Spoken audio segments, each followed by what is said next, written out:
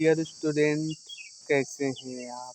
आप सभी को हमारे इस यूट्यूब चैनल पर स्वागत है। जीके के महत्वपूर्ण प्रश्नों की बात करें तो ये जीके के प्रश्न आपके एग्जाम के लिए बहुत महत्वपूर्ण है। हमारी सीरीज चल रही है पॉलिटी के जितने भी महत्वपूर्ण क्वेश्चन हैं वे सब इस वीडियो में कवर किए जाएंगे। और यह एग्ज़ाम आपके RPF constable, RPF SI, UP police constable, UP police SI, SSC GD और अदर एग्ज़ाम जितने भी एग्ज़ामों में जीएस के क्वेश्चन आते हैं उस एग्ज़ाम के लिए यह वीडियो बहुत महत्वपूर्ण है। अगर आप हमारे चैनल में नए हो तो प्लीज़ हमारे चैनल को सब्सक्राइब एवं लाइक करें और अधिक से अधिक शेयर करें। चलिए आज के क्वेश्चन की बात करें तो क्वेश्चन नंबर 1, भारतीय संविधान का कौन सा अनुच्छेद संवैधानिक प्रावधानों को संसद तथा राज्य विधानमंडलों द्वारा बनाए गए नियमों पर प्राथमिकता प्रदान करते हैं? क्वेश्चन अच्छे से पढ़ना। इसका अनुच्छेद है 13, ऑप्शन 2 अनुच्छेद 14, ऑप्शन 3 अनुच्छेद 15, ऑप्शन 4 अनुच्छेद 16। इसका ऑप्शन सही है ए, अनुच्छेद 13। अनुच्छेद 14 की बात करें तो विधि के समझ समानता एवं समान संरक्षण का प्रावधान है। अनुच्छेद 15 में धर्म, वंश, लिंग, जाति या जन्म स्थान के आधार पर भेदभाव नहीं किया जाएगा। आर्टिकल 16 लोक नियोजन का अधिकार अर्थात नौकरी पाने का अधिकार है। 16(4) में आरक्षण का प्रावधान किया गया है कि जो भी अल्पसंख्यक लोग हैं उन्हें मुख्य धारा में लाने के लिए हम प्रयास करेंगे। अब आप कमेंट बॉक्स में बताइएगा वो जो 16(4) है इसे किस संविधान संशोधन द्वारा हमारे संविधान में जोड़ा गया था?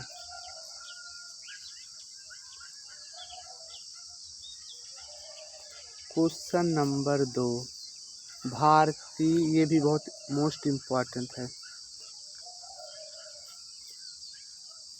भारतीय संविधान की प्रस्तावना में प्रयुक्त समाजवाद शब्द को किस अनुच्छेद के साथ समग्रता में रखकर सर्वोच्च न्यायालय द्वारा समान कार्य के लिए समान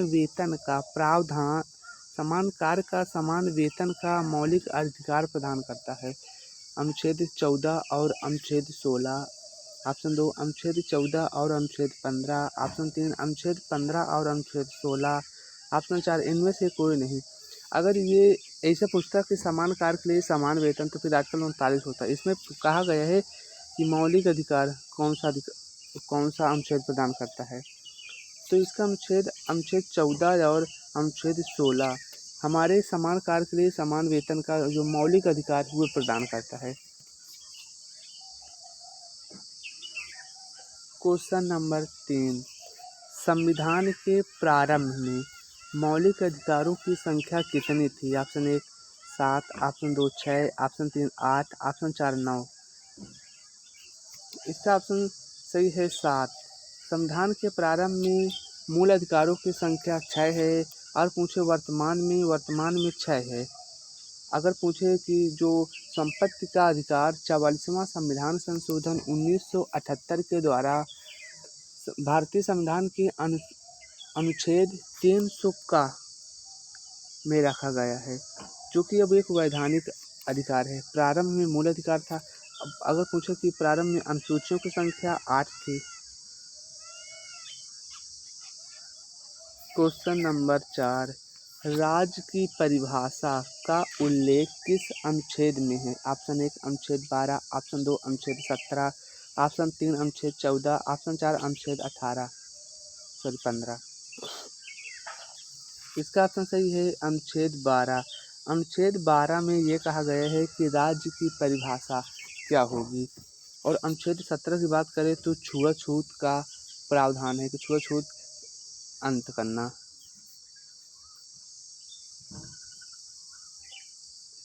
क्वेश्चन नंबर 5, इनमें से कौन सा कौन सा अनुच्छेद यहाँ भूल गए हैं, विदेशी व्यक्ति को नहीं प्राप्त है। कौन सा आर्टिकल विदेशी व्यक्ति को नहीं प्राप्त है? अनुच्छेद ए 15, अनुच्छेद बी, अनुच्छेद 2 है अनुच्छेद 17, ऑप्शन 3 अनुच्छेद 17, ये 2 जगह हो गया। आप यहाँ लिख लीजिए 16, अनुच्छेद 18, अनुच्छेद 4 है, ऑप्शन 4 है अनुच्छेद 18। इसका आंसर सही अनुच्छेद 15। जो हमारे फंडामेंटल अधिकार अर्थात मौलिक अधिकार वे दो प्रकार के बनते हैं। एक तो ऐसे व्यक्ति जो जो भारतीयों को प्राप्त है अर्थात जो नागरिकों को प्राप्त है, एक ऐसे जो नॉन सिटीजन अर्थात जिन ऐसे व्यक्ति जो विदेशी व्यक्ति को अधिकार प्राप्त है। उनमें से जो अनुच्छेद 15, अनुच्छेद 16, अनुच्छेद 17, अनुच्छेद 15, 16, 19, 29, 30 ये ऐसे मौलिक अधिकार हैं जो केवल और केवल नागरिकों को प्राप्त हैं, और जो बाकी बचे हुए वो नागरिकों और विदेशी व्यक्ति दोनों को प्राप्त हैं। तो आप ये याद रखना कि 15, 16, 19, 29, 30 ये जो 5 आर्टिकल हैं ये केवल भारतीयों को प्राप्त हैं। अगर अनुच्छेद 18 की बात करें तो अनुच्छेद 18 में उपाधियों का अंत है, लेकिन शिक्षा और सेना को छोड़कर। क्वेश्चन नंबर 6, वाक एवं अभिव्यक्ति का उल्लेख किस अनुच्छेद में है?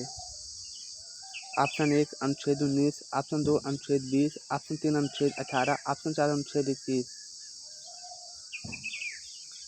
इसका सही है अनुच्छेद 19। अनुच्छेद 19 में वाक एवं अभिव्यक्ति की स्वतंत्रता है, जैसे बोलने की स्वतंत्रता, शांतिपूर्वक ढंग से एकत्र होने की स्वतंत्रता, संघ बनाने की स्वतंत्रता, कहीं आवागमन की स्वतंत्रता, कहीं पर निवास करने की स्वतंत्रता, आजीविका की स्वतंत्रता, ये सब अनुच्छेद 19 के अंतर्गत वाक एवं अभिव्यक्ति के अंतर्गत आता है।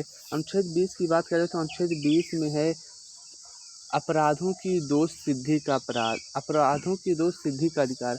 किसी व्यक्ति को एक अपराध के लिए एक से अधिक बार दंड नहीं दिया जाएगा, और किसी भी व्यक्ति को अपने खिलाफ गवाही देने के लिए बाध्य नहीं किया जाएगा।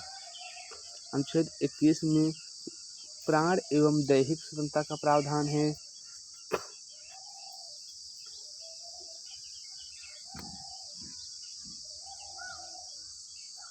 क्वेश्चन नंबर 7, संविधान का कौन सा अनुच्छेद व्यक्ति को विदेश यात्रा के अधिकार को संरक्षण प्रदान करता है कि हम विदेश यात्रा कर सकते हैं?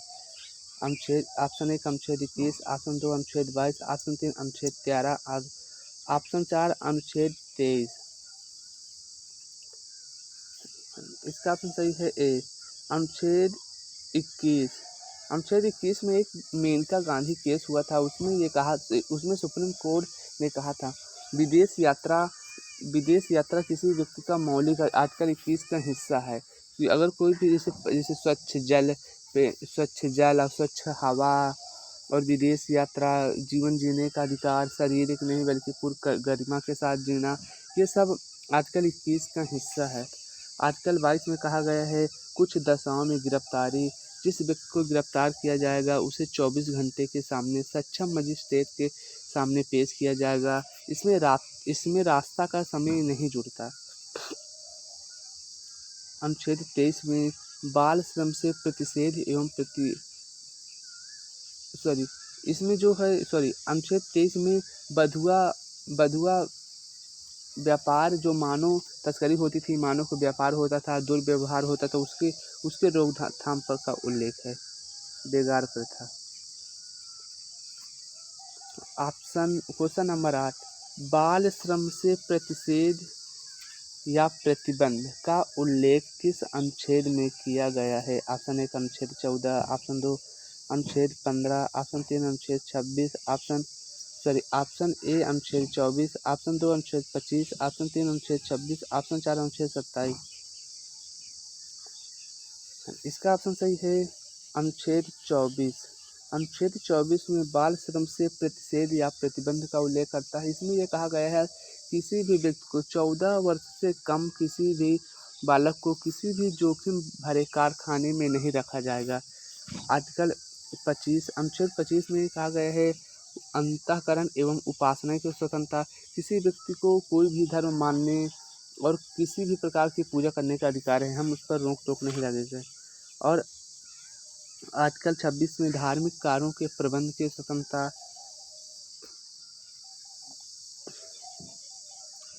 क्वेश्चन नंबर 9, बंधुआ मजदूर अधिनियम संसद द्वारा किस वर्ष पारित किया गया था? ऑप्शन 1 अनुच्छेद 1976, option 2 1978, option 3 1980, option 4 1991।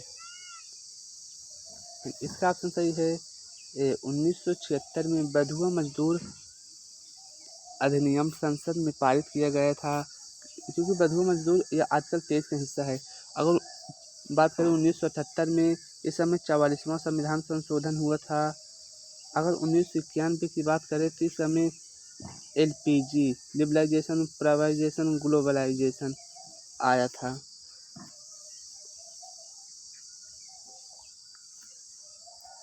Question number 10, वर्तमान समय में भारतीय संविधान के अंतर्गत संपत्ति का अधिकार किस प्रकार का अधिकार है?